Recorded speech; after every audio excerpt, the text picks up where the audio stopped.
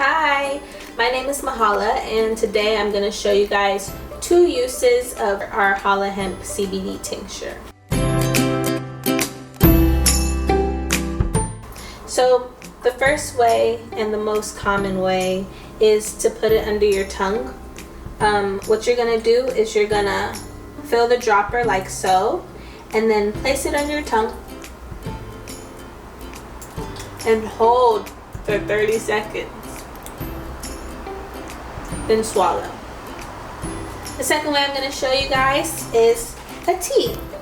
So in the mornings you wake up, choose whatever tea you like, but this is our mint extract, and we're going to place about 3 droppers because I'm seasoned into the tea. Like so. You stir that bad puppy. And what I like to do is add a little bit of our Hala Hemp CBD honey sticks. They come in a pack of 5. Depending on how much honey you want in your tea, you can add the whole stick or half the stick. And you're just gonna add a bit to make it sweeter and make it more potent.